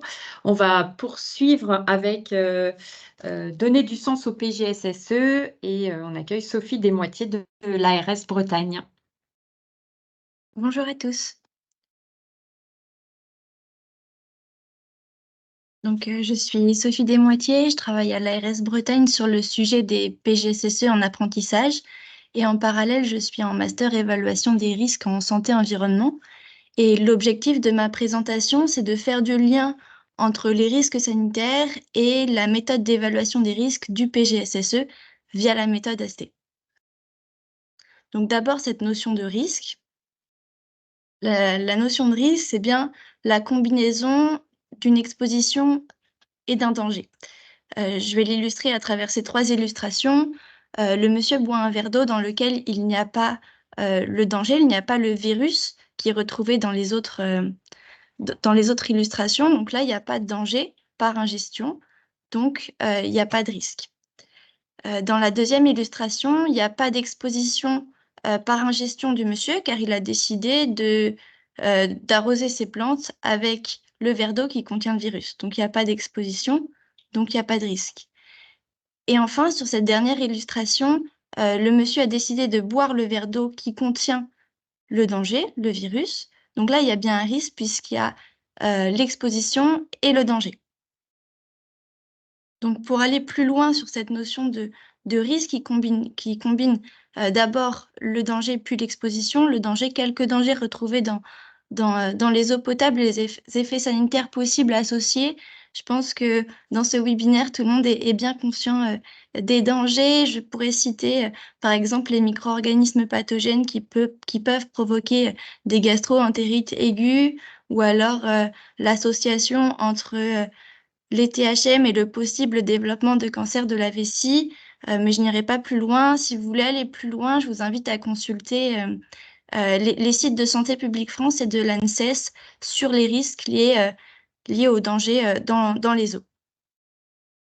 La notion d'exposition, il y a plein d'expositions possibles. D'abord, elle peut être unique à une seule fois et à une quantité précise qui peut avoir des conséquences variables, souvent associées à un pic plus ou moins différé dans le temps. Mais cette exposition, elle peut être aussi répétée. Donc, on parle souvent de faibles doses, mais tout au long de la vie, qui peut avoir des effets immédiats, mais aussi des effets différés dans le temps et des effets plus ou moins importants. Chaque personne réagit différemment exposée à un danger. Et particulièrement, on a cette notion de vulnérabilité de groupes particulièrement sensibles. Donc, on peut citer notamment les personnes immunodéprimées, les femmes enceintes, etc. Voilà, ça c'était pour revenir sur le risque qui combine bien l'exposition à un danger. Mais le risque, il est relatif puisqu'il apparaît à partir d'un moment ou d'un seuil. Il y a un niveau à partir duquel le risque, il est acceptable. C'est-à-dire qu'on accepte les risques de développer un effet sanitaire. Et en fait, comment est-ce qu'on rend acceptable un risque? Donc, soit en agissant sur le danger, en le réduisant ou le supprimant. Ça a été le cas pour les canalisations qui étaient auparavant en plomb, qui ont été interdites en 95. Là, on a supprimé le danger. Ou on peut rendre acceptable le risque en réduisant ou supprimant l'exposition. C'est le cas notamment quand on fait des limitations d'usage ou alors on interdit la consommation d'eau du robinet car elle n'est pas potable. Donc, les niveaux de risque acceptables, vous pouvez les retrouver notamment dans ce tableau de l'article 3 de l'arrêté du 3 janvier 2023 relatif au PGSSE. Je n'irai pas dans le détail. Après, vous aurez la présentation et vous pourrez aller plus loin en consultant la réglementation, mais qui définit finalement les niveaux acceptables via les limites des différentes réglementations. Donc maintenant qu'on a revu ce qu'était un risque qui combine bien le danger et l'exposition, qui est toujours à avoir par rapport à une valeur seuil qui se retrouve la plupart du temps dans la réglementation, on propose de faire le lien avec la méthode du guide ASTE pour voir comment est-ce qu'on met en œuvre son PGSSE en évaluant les risques en tenant compte de ces paramètres. Moi, je vais présenter la méthode du guide ASTE. Cependant, il y a d'autres méthodes d'évaluation des risques dans le PGSSE. L'ARS Auvergne-Rhône-Alpes a notamment, lors d'un précédent webinaire, expliqué la méthode de l'OMS à 38 minutes sur ce lien que je vous inviterai à consulter si vous êtes intéressé. Bien sûr, vous aurez la présentation et vous pourrez cliquer sur les liens soulignés. Donc, évaluer le risque avec la méthode du guide ASTE consiste d'abord à identifier tous les dangers. Donc, pour consulter la méthode du guide ASTE, je vous ai remis surligné en jaune le lien vers le site internet de l'ASTE et vous pouvez télécharger notamment le tableau ASTE PGSSE V0 2021 qui se présente comme tel. De la colonne A à D, vous avez l'explication des dangers à chaque étape. Et puis, on reviendra ensuite sur les colonnes d'après. Ce qui est important, c'est que chaque ligne correspond à un danger. Moi, pour ma présentation, j'ai pris appui sur l'exemple d'un arrêt dû à une coupure électrique au niveau du réseau ou de la station de pompage. Le danger, c'est la continuité de service, on ne peut plus pomper d'eau. Donc, pour coter la gravité, l'ASTE a développé une cotation et a déjà coté l'ensemble des dangers. Donc, de mon côté, par rapport à mon exemple, je me retrouve à la gravité 16, car il y a un impact sanitaire manifeste immédiat, car je ne peux plus pomper l'eau, donc de manière, le danger, il est plutôt quantitatif. Donc, après avoir identifié le danger, je dois identifier toutes les expositions. Donc, comment est-ce qu'on matérialise ça avec la méthode du guide ASTE? À travers la fréquence initiale, tout d'abord. Donc, c'est la colonne E. Le groupe de l'ASTE a proposé également une cotation en fonction de la survenue de l'événement dangereux. Donc, toujours dans mon cas de figure de mon arrêt dû à une coupure électrique, je considère que sans mesure, j'ai des arrêts des coupures électriques au moins toutes les semaines. Donc, mon événement, il est très, très fréquent. Donc, ça correspond à événement au moins mensuel ou très fréquent. Donc là, ma cotation, elle va être de 5. Et pour calculer le risque initial, je multiplie la fréquence et la gravité et j'arrive à un risque initial de 80. Par contre, de mon côté, dans ma structure, j'ai des mesures qui me permettent de ne pas avoir des coupures électriques toutes les semaines puisque j'ai un générateur de secours. Donc ça, j'identifie les mesures qui permettent de réduire le risque et qui sont déjà en place. Donc la mise en œuvre d'un générateur de secours, pour mon exemple, c'est une mesure de maîtrise. Donc ensuite, j'évalue les mesures permettant de réduire la fréquence avec toujours la cotation, ou alors il existe une autre méthode qualitative pour évaluer l'efficacité des mesures. Moi, j'ai plutôt choisi d'expliquer la méthode quantitative. Donc, si je regarde ma mesure, c'est mise en œuvre d'un générateur de secours, mais pas de suivi du générateur. En réel, ma mesure, elle fonctionne, elle permet de diminuer mes coupures de courant. Par contre, je n'ai pas de suivi de mon générateur, donc mon niveau de maîtrise, il n'est pas très fort. Mon niveau de maîtrise, je peux dire que dans mon exemple, il est fort. Les mesures de maîtrise, elles existent et elles sont efficaces. Donc, je cote à 4. Et pour avoir mon risque résiduel final, je divise le risque initial par la cotation de l'efficacité de mesure de maîtrise, donc 80 divisé par 4, et j'arrive à une cotation finale de 20. Le groupe de l'ASTE, avec sa méthode pour évaluer les risques dans le PGSSE, elle a défini que si le risque il dépassait 8 ou orange si vous utilisez la version qualitative, le risque était non acceptable et donc pour ces dangers, il fallait définir des mesures dans le plan d'action pour diminuer le risque à un niveau acceptable. Donc finalement, les grandes étapes de la démarche PGSSE, donc comme l'ont dit mes collègues précédemment, il faut réunir une équipe pour identifier, pour faire la description de l'ensemble du système de production-distribution du captage jusqu'au robinet, pour bien identifier les dangers qui sont concernés par votre installation, évaluer les risques en s'appuyant sur une méthode. Il n'y a pas de bonne méthode. S'il y a des risques qui ont un niveau inacceptable, alors il faut mettre en place un plan d'action et suivre les mesures de maîtrise dans le temps pour vérifier qu'elles sont toujours efficaces et qu'elles sont toujours pertinentes au regard du plan. Dans une installation, c'est toujours en évolution. Les mesures, elles vont varier dans le temps et donc dans ces cas-là, il faudra réviser le PGSSE car c'est une démarche vivante qui doit permettre de s'améliorer en continu pour répondre aux enjeux de qualité et de quantité. Je vous remercie pour votre écoute. Merci beaucoup, Sophie.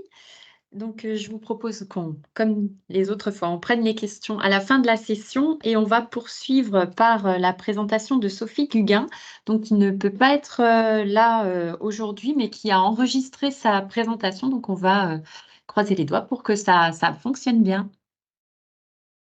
Bonjour, je suis Sophie Guguin, je travaille à la DREAL au service patrimoine naturel et je suis chargée de l'animation de la politique de protection des captages prioritaires. À la demande de l'ARS, je vais vous montrer en quoi le volet PGCCE le volet ressources des PGCCE est en adéquation avec cette politique de protection des captages prioritaires. Je vais commencer par vous présenter le PGCCE. Je montrerai ensuite comment est mis en œuvre la politique de protection des captages prioritaires. Et enfin, je vous montrerai quelques ressources utiles dans le cadre de la mise en œuvre du PGCCE volet ressources. Un bref historique de la protection de ces captages.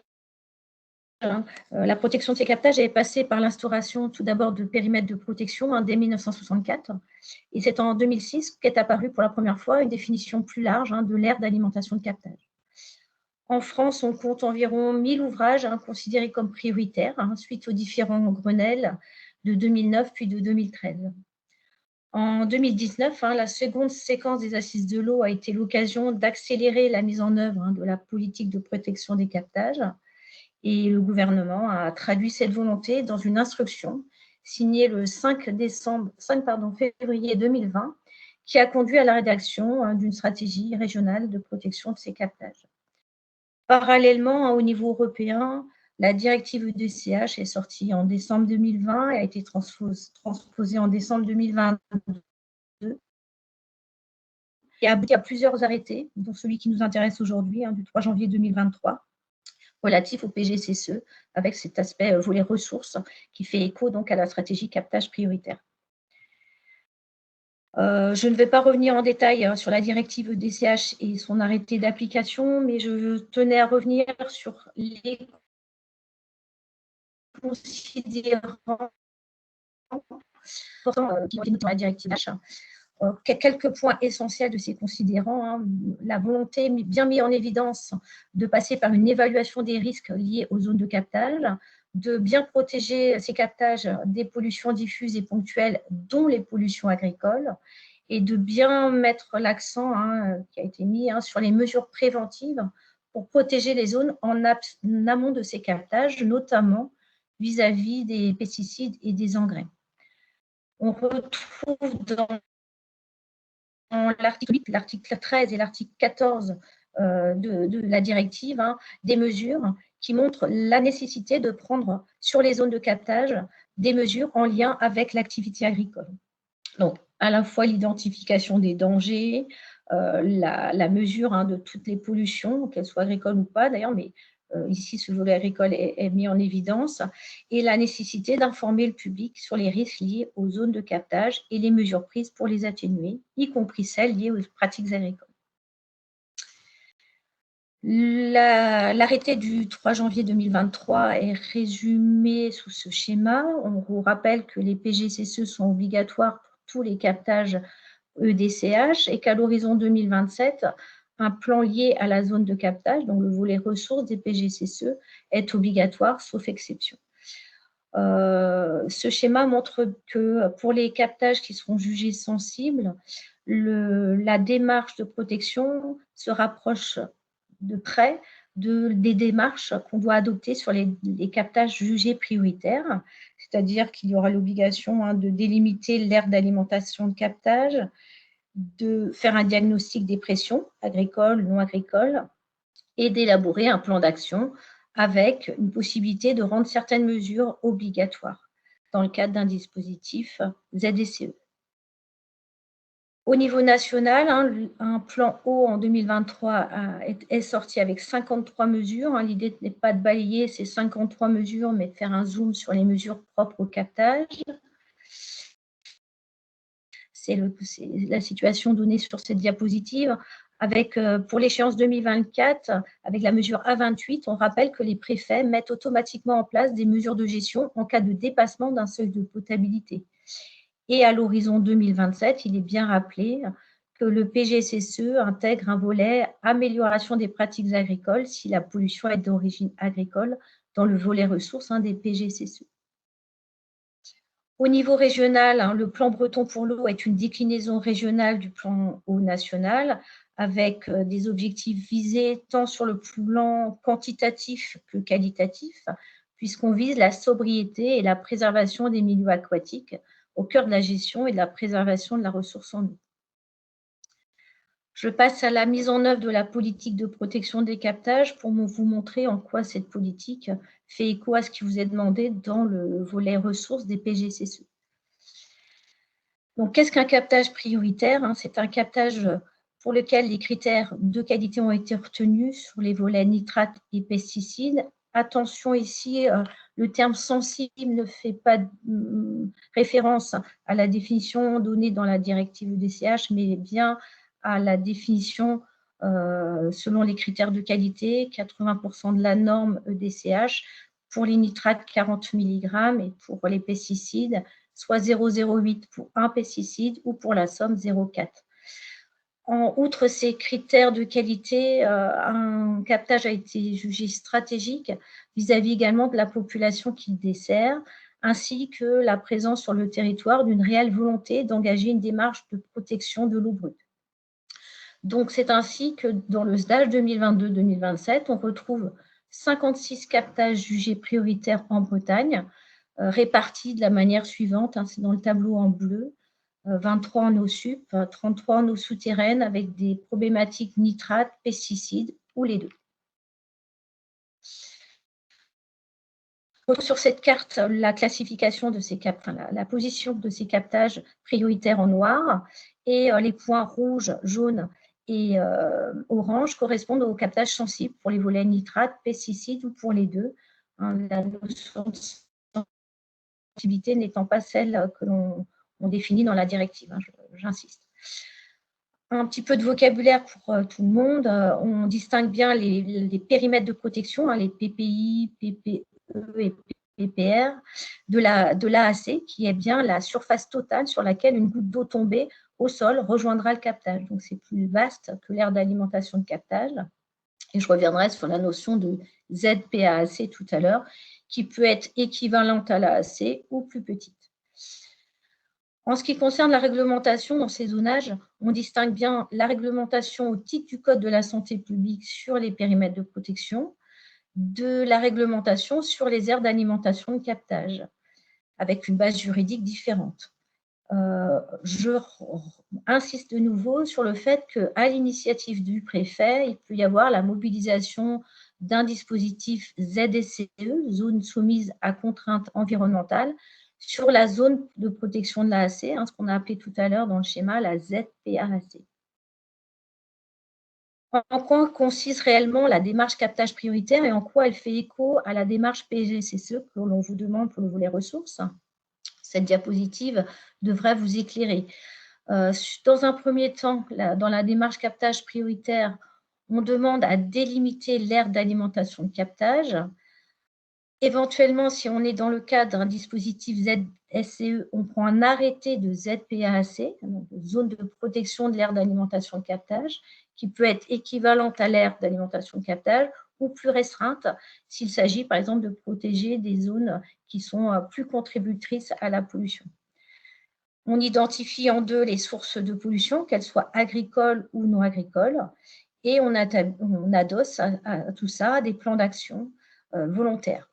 Si ces plans d'action sont jugés insuffisants ou ne permettent pas d'aboutir à une amélioration de la situation, on peut actionner le dispositif ZSCE en rendant certaines mesures réglementaires. Alors, le code couleur rose, vert, bleu et rouge permettent de faire le lien avec les modules de la méthode AST qui vous permettent d'élaborer le PGCSE volet ressources. Donc, on a un lien fort à faire entre la démarche captage prioritaire et la démarche PGCSE volet ressources.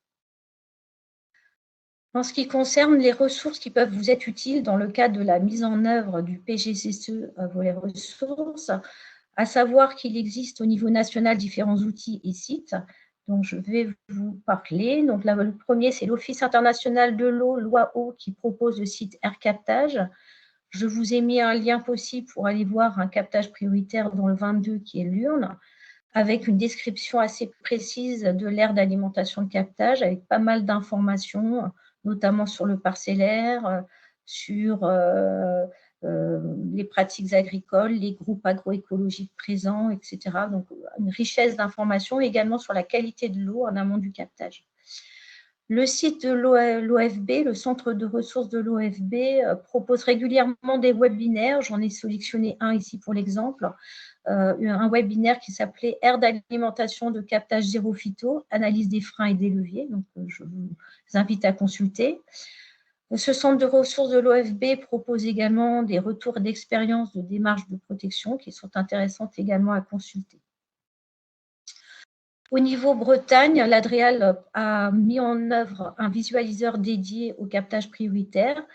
Et depuis le 15 mai, donc c'est tout récent, sur le site de l'OEB, vous pouvez avoir accès à ce visualiseur qui permet, captage par captage, de suivre l'avancement des étapes de protection réglementaire, donc des limitations, diagnostic des pressions, plan d'action, et éventuellement le dispositif ZSE lorsqu'il est mis en place, la qualité de l'eau au captage, du point de vue des nitrates et des pesticides seulement pour le moment. L'évolution des pratiques agricoles sur l'AAC, il s'agit de suivre par exemple les parcelles en bio, les parcelles en maïs, de suivre la part des prairies sur l'aire d'alimentation de captage par exemple. On y trouve également des mesures financières comme la part des MAEC et des PSE sur l'aire d'alimentation de captage. Et on trouve des informations sur les groupes favorisant les nouvelles pratiques sur l'AAC, comme les groupes 30 000, les groupes GI2E ou AEP, donc groupes écologiquement performants. Voilà. Le site internet de l'Adréal peut être aussi une ressource intéressante pour avoir accès à différentes informations essentielles sur les captages, en partie celles que j'ai données aujourd'hui, notamment sur l'accès à la stratégie régionale dans son entièreté, l'historique de protection, la définition d'un captage prioritaire, la carte que je vous ai présentée, des actualités réglementaires. Mais j'insiste aussi sur le fait que vous trouverez une rubrique qui s'appelle les rendez-vous des animateurs de captage. Et dans cette rubrique, vous pourrez avoir accès au replay de différentes webconférences sur les sujets qui vous intéressent, notamment une webconférence sur la délimitation des AAC, une webconférence sur les diagnostics des pressions. Et le prochain webinaire qui pourrait vous intéresser a lieu le 25 juin à 11 h et concernera les plans d'action et sera animé par Bruno Le Breton de la DDTM 22. Donc, vous avez le lien possible pour vous inscrire au webinaire sur le diaporama.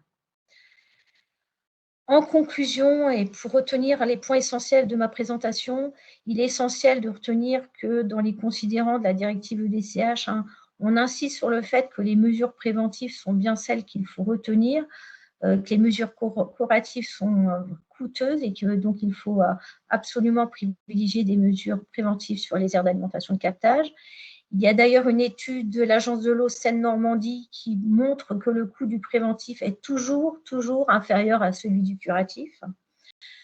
Un autre point à retenir, que le fait de préserver la qualité de l'eau brute, donc en amont du captage, est un principe de précaution vis-à-vis non seulement de la santé humaine, mais également vis-à-vis de l'environnement et l'impact qu'on peut avoir sur la biodiversité. Un autre point à retenir, c'est qu'il nous semble important de vous inspirer pour rédiger les ressources des PGCSE, des plans d'action, qu'ils soient d'ailleurs volontaires ou réglementaires, réalisés sur les captages prioritaires. D'ailleurs, à ce sujet, plusieurs PRPDE, peut-être en ligne, sont déjà impliqués dans la rédaction de ces plans d'action. Et gardez en tête, pour conclure, la possibilité d'actionner un dispositif ZSE, donc zone soumise à contraintes environnementales, afin d'adosser à ces aires d'alimentation de captage des mesures réglementaires obligatoires. Je vous remercie pour votre attention et je reste à votre disposition par mail. Je l'ai mis sur la première page du diaporama pour répondre à vos questions. Bonne fin de journée. Au revoir. Bien, il y a un certain nombre de questions dans le chat et du coup, comme le disait Madame Guguin, ces coordonnées, vous pourrez les retrouver sur la présentation pour ainsi répondre à certaines de vos questions. Une première remarque. Bonjour, je suis intéressée par votre vision sur l'aspect quantitatif vis-à-vis du PGSSE. La première lecture oriente vers le volet purement qualitatif de l'eau. Je ne sais pas si tu veux rajouter des éléments par rapport à ça. J'ai pas spécialement d'éléments de réponse à rajouter. Je pense que là, c'était seulement une introduction à la méthodologie d'évaluation des risques du PGSSE. L'objectif, c'est de détailler cette méthodologie lors des ateliers. Et donc, si intéressé, je vous invite à vous inscrire aux ateliers de juin et ou de septembre pour approfondir le sujet. Merci. Le guide AST et la présentation du jour évoquent essentiellement du process, sujet normalement bien connu des PRPDE et de leurs exploitants. Un exemple du traitement d'un risque sur la ressource serait éclairant. Là aussi, je pense on pourra essayer d'orienter certains retours d'expérience là-dessus au moment des ateliers. Oui, merci pour la remarque, ça nous permettra d'adapter notre contenu. Tant que les aires de captage ne sont pas définies, on ne pourra pas lancer les consultations de bureaux d'études. Ils ne pourront pas répondre si la surface d'étude n'est pas identifiée. Certains captages n'ont pas de périmètre de protection éloigné. Effectivement, il y a différentes remarques là par rapport à l'intervention de l'Adréal, oui, je pense qu'on pourra lui transmettre les commentaires et puis elle fera une réponse groupée si besoin. Oui, pour la suite aussi, on n'a pas moins le pouvoir d'action sur les pollutions agricoles que l'État et l'Europe. Exiger qu'on mette en place des mesures de prévention est très contestable si les pouvoirs supérieurs n'agissent pas à leur niveau. Après une remarque de Françoise Joanneau, merci Sophie pour les explications dans le chat. Sinon, les sources de pollution doivent être identifiées. Peut-on s'appuyer sur des données disponibles auprès des services de l'État, ICPE agricoles et non agricoles, et activités, occupation des sols, inventaire des services de sécurité civile? L'accompagnement régional peut-il fournir des sources de données disponibles?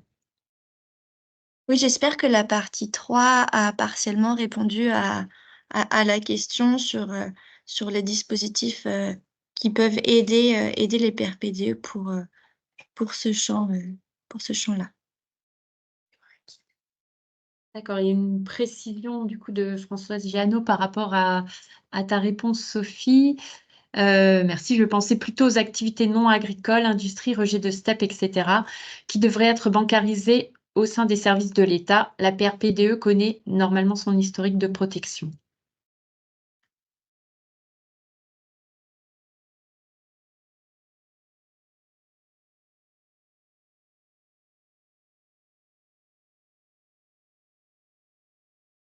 Alors, oui, par rapport à ce qui peut être trouvé, il y a certainement des services de l'État comme l'ADREAL qui peuvent avoir des données disponibles. Et du coup, on lui transmettra aussi la remarque.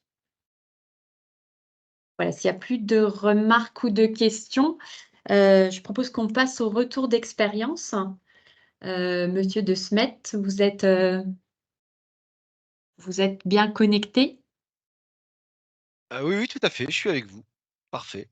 C'est super, parfait. Donc là, de la même manière, on va faire un échange avec Monsieur De Smet avec quelques questions. Et puis, si vous avez des questions par rapport à son expérience, vous pouvez aussi les mettre dans le chat. Donc, je vais vous laisser déjà vous présenter et présenter un peu le contexte de votre PGSSE. Oui, donc David De Smet, moi je suis directeur général adjoint pour la communauté d'agglomération Grand Calais Terres et Mers, donc en charge des services techniques.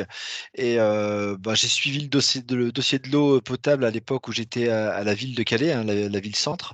Et au gré du transfert de la loi NOTRe, là je suis redevenu la personne en charge avec mes équipes de la thématique eau potable. Donc voilà, j'ai retrouvé ce dossier et donc c'est quelque chose que je suis depuis plusieurs années.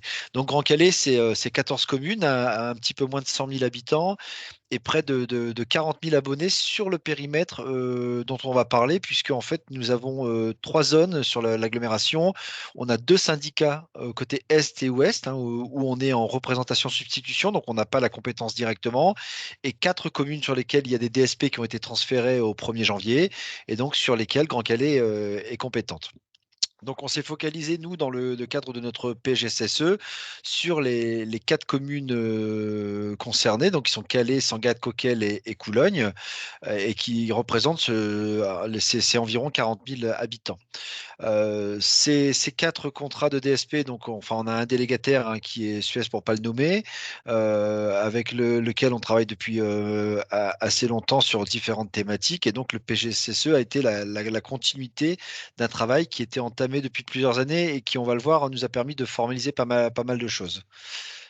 Alors, la petite particularité quand même sur ce territoire, c'est que quand vous voyez la carte, alors je ne sais pas, j'ai un pointeur comment je fais pour avoir un petit pointeur? Est-ce que je peux l'avoir, moi?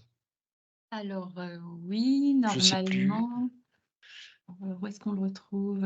C'est dans contrôler, non? Alors, vous pouvez oui, prendre le contrôle, Oui. voilà, et ensuite vous avez, à côté de la petite flèche, un pointeur où là on voit votre flèche, c'est comme vous voulez. Alors attendez, oui, bah, j'ai dû aller, ah ouais, ça doit être ça. Oui, voilà. Exactement. Ouais, donc vous voyez ici, vous avez le périmètre donc des 4 communes qui sont en DSP, donc sous compétence Grand Calais. Et en fait, la particularité, c'est que notre aire de captage se trouve à une quinzaine de kilomètres de l'agglomération, donc sur un autre PCI et donc sur un autre territoire. Donc c'est quand même une part importante, puisque quand vous parliez de pression, hein, notamment de vulnérabilité de l'aire de captage, eh bien, ça fait partie des sujets, puisque notamment sur la thématique assainissement, c'est pas nous directement qui sommes en charge de l'assainissement sur le périmètre. Et donc, ça veut dire qu'il y a des relations forcément nécessaires entre PCI.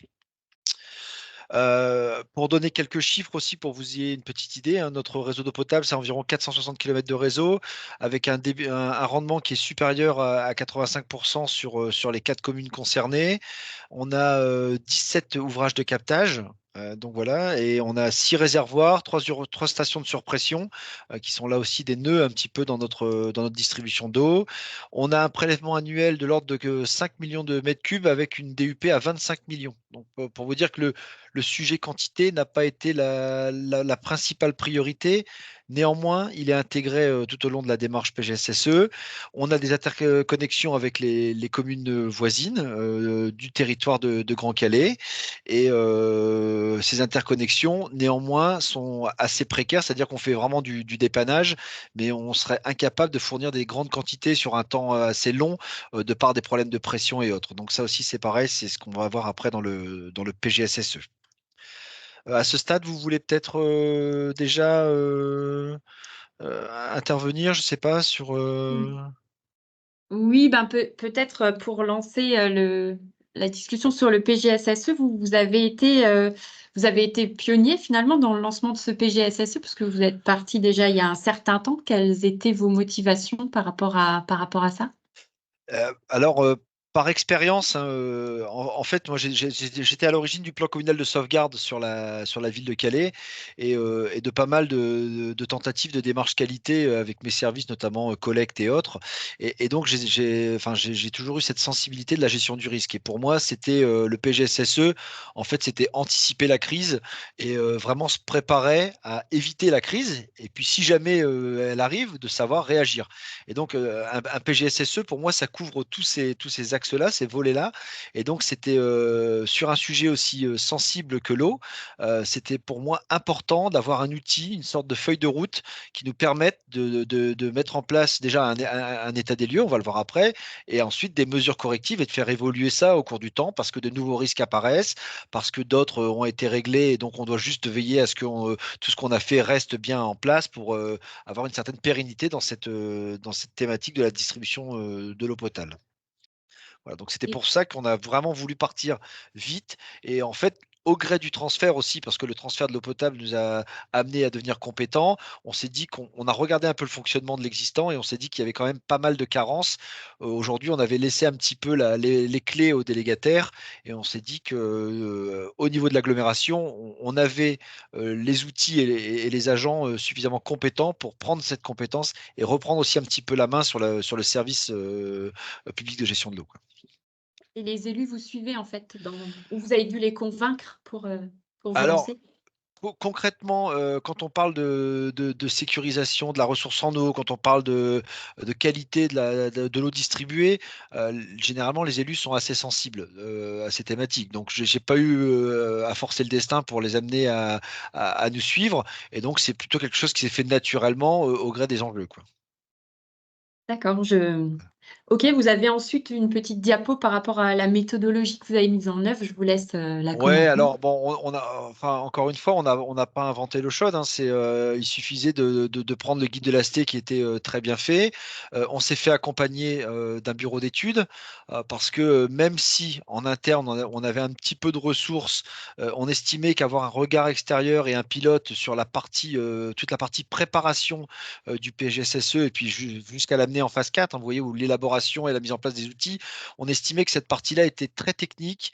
Il fallait un regard quand même assez professionnel sur le sujet. Et donc, on a choisi de se faire accompagner et d'avoir un lien qui organisait les réunions entre le groupe de pilotage qui avait été constitué lors de la phase 1 et toutes les phases qui vont de l'étude des dangers et de l'évaluation des risques, et ensuite à l'élaboration même du PGSSE et la définition du plan d'action. Donc ça, c'était vraiment un choix de notre part d'avoir ce bureau d'études.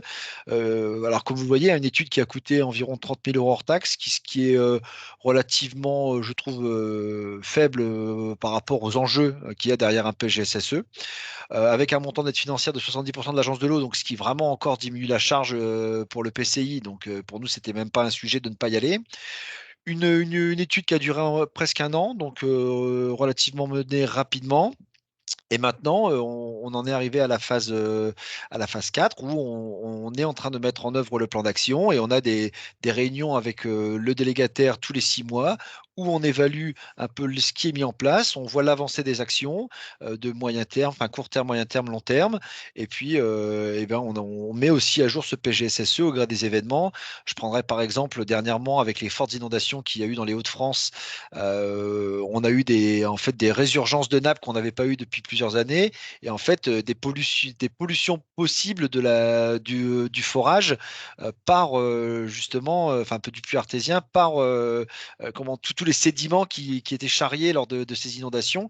Et donc ça, c'était des risques qu'on n'avait pas identifiés et donc sur lesquels on a dû aussi travailler en urgence et prévoir des travaux pour éviter. Voilà, donc ça fait partie de la vie d'un PGSSE, d'identifier des nouveaux risques et de mettre des actions correctives en place à une vitesse plus ou moins grande en fonction du risque, quoi. Voilà. Alors, Ouais. voilà. Et donc, je vous ai fait une petite diapo. Alors, à moins que vous ayez peut-être des questions intermédiaires. Il y aura, mais allez-y, on les Bon. posera ensuite. Et donc, quand on fait un petit bilan d'un PGSSE, ben, les gros avantages, c'est évidemment d'identifier ces risques en étant le plus exhaustif possible, hein. Ça, c'est vraiment, on le voit dans les points de vigilance, c'est pas toujours évident d'être exhaustif. Et c'est là que l'accompagnement, il est aidant parce que le bureau d'études a aussi une certaine expertise qui est extrêmement intéressante. Ça nous permet aussi de formaliser des procédures existantes qu'on n'avait pas forcément. Sur la gestion de crise, nous, on s'est toujours dit, ben voilà, s'il y a un problème de délégataire, gère. Et puis, une fois, ça nous est arrivé, on a eu une grosse casse sur une adductrice. Et puis, on s'est dit, ouais, mais là, à un moment donné, c'est bien, le délégataire il gère, mais qui est-ce qui communique à la population? Qui est-ce qui prévient nos élus? Qui est-ce qui monte éventuellement une cellule de crise? Bon, ça, on a le lien entre le délégataire et le PCI, ben, il n'avait pas été forcément bien envisagé et bien étudié. Donc, c'est un point qu'on a mis en avant, sur lequel on travaille. Ben, la capacité à faire face à la crise, évidemment, c'est un point important.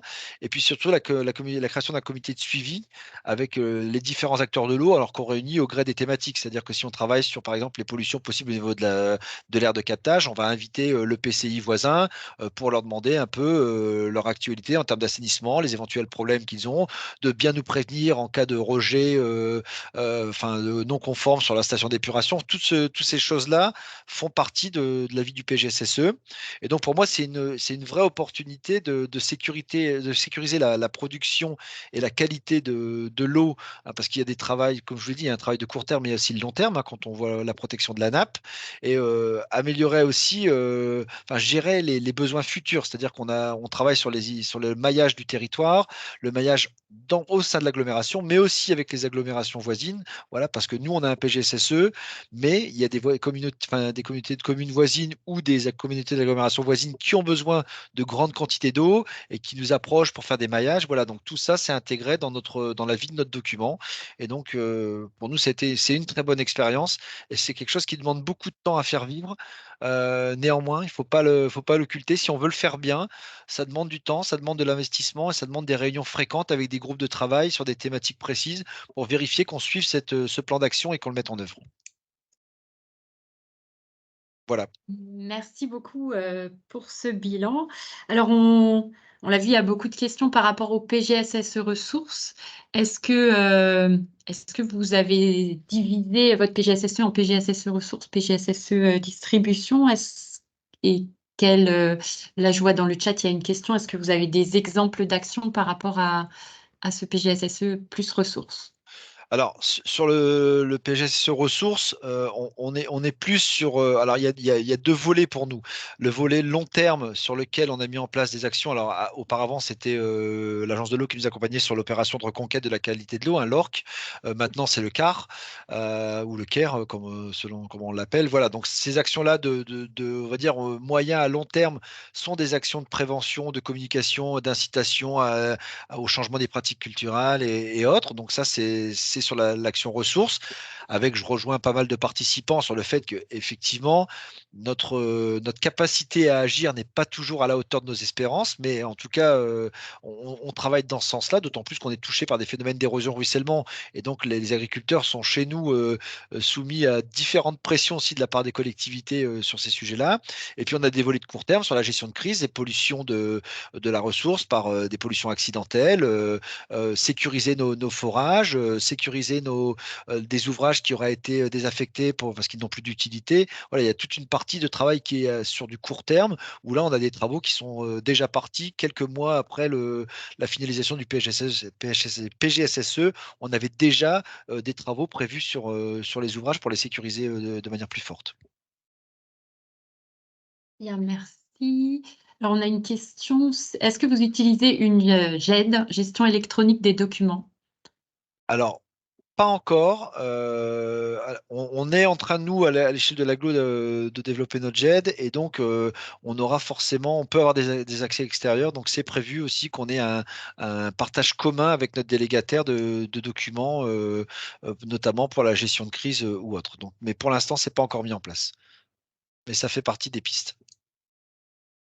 Et par rapport à l'association des acteurs du territoire, notamment pour le PGSSE ressources, comment est-ce que vous avez réussi à les associer dans le cadre de la mise en œuvre du PGSSE ou Alors, plutôt en toute sincérité, sur la première partie du PGSSE, on est parti délégataire, ARS, Agence de l'eau, et puis les communes membres de Grand Calais. Parce qu'on estimait que sur cette partie état des lieux, intégrait beaucoup d'intervenants, ça devenait un petit peu compliqué. Par contre, c'est sur la partie mise en œuvre où là, on fait des actions spécifiques avec les partenaires. Voilà, donc je vous avoue qu'on est parti sur notre copile qui concernait que Grand Calais. OK. Et vous nous avez donné le coût par rapport au bureau d'études. Est-ce que vous avez estimé aussi le coût humain ou au moins le temps passé sur la réalisation du PGSSE en interne? Honnêtement, en interne, je dirais c'est de l'ordre de 0,25 équivalent temps plein, quoi. C'est pas, enfin, si on veut le faire bien, c'est pas un temps plein, mais il y a bien un 0,25 ETP qui se balade pour faire pour déjà, monter les réunions, faire le suivi du fameux tableau d'avancée du plan d'action, relancer le délégataire, vérifier que les autres partenaires, les actions qui se mettent en place, faire un peu le travail transverse aussi avec les autres services de Grand Calais qui peuvent être impactés. Donc voilà, je considère que c'est à peu près ça chez nous, le temps de travail. Et là, en fait, vous travaillez encore avec le bureau d'études, par exemple pour les réunions tous les 6 mois, ou alors le Non, non, relais en fait, on nous a passé la main. Enfin voilà, on a finalisé le document tous ensemble. On a fait une réunion finale où on a eu un temps de formation aussi pour notre chargé de mission eau potable. Et maintenant, c'est la balle est dans notre camp et nous on le fait vivre. Et donc le prochain rendez-vous avec le bureau d'études, ou un autre, ce sera dans 6 ans quand on mettra à jour notre PGSSE, qui logiquement aura vécu au gré de nos avancées durant ces 6 années. Et par rapport à aux difficultés? Est-ce que vous avez rencontré certaines difficultés sur la réalisation, la mise en œuvre? Honnêtement, on n'a pas rencontré de difficultés majeures. Enfin, ce qu'il faut, c'est surtout être très exhaustif. On a la chance d'avoir un délégataire qui est bientôt en fin de contrat, peut-être ça aide, mais qui nous a vraiment assisté. Mais enfin, ça fait plusieurs années qu'il nous suit vraiment de manière assez attentive. Donc non, on n'a pas eu de difficulté dans la partie constitution du PGSSE. Maintenant, dans la partie mise en œuvre, là, il y a des choses où il y a des points un peu plus bloquants sur les enjeux financiers pour faire certains travaux, sur les questions, comme on a dit, de protection de la ressource. Voilà, il y a d'autres questions qui viennent et qui sont un peu plus difficiles à traiter. Mais encore une fois, on priorise et on se met des petites actions aussi simples et peu coûteuses à réussir parce que ça fait toujours du bien aussi quand on a un projet aussi lourd qu'un PGSSE, d'avoir aussi des petites actions sur lesquelles on a des petites réussites qui font du bien et de se dire bah, les dossiers de long terme où c'est plus compliqué, bah, voilà, on sait que on a un peu deux pans dans ce PGSSE. Et Bien. oui, pour répondre à la question, oui, des captages prioritaires, oui, nos captages sont identifiés prioritaires sur le territoire, les deux sites. On a un site qui est plus dans une zone de marais et une zone qui est plus sur des hauteurs avec une forte pression agricole. Donc les deux sont classés captage prioritaire. Et si on vient à l'utilisation du PGSSE, comme le demande Madame Nakache, est-ce qu'il y a un modèle de présentation d'un PGSSE ou en tout cas vous, comment est-ce que vous arrivez à avoir pas un gros document qui va être difficile à gérer, mais quelque chose de vivant? Bah, ça reste la partie difficile de ce genre d'exercice, c'est-à-dire que c'est un peu comme les démarches qualité et autres. On a toujours un gros volet évaluation des risques et un document unique, c'est un petit peu pareil, hein. Enfin, on a un gros volet répertorier les risques, faire des notations pour évaluer un peu côté ce risque. Donc là, c'est quelque chose qui est forcément un gros document. Et après, on a un deuxième tableau qui est plus notre plan d'action, où là, c'est notre feuille de route qui est un peu plus simple et sur lequel, eh ben, voilà, on met action en cours de réalisation, terminée, avec les dates, tout ça, pour pouvoir après mettre à jour le gros tableau. Donc ça reste néanmoins un document qui n'est pas forcément super sexy à utiliser, mais qui est utile et nécessaire.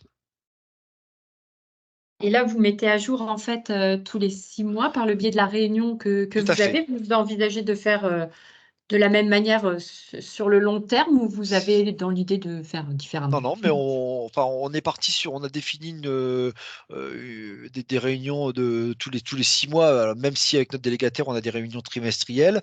On a une réunion spécifique PGSSE tous les 6 mois.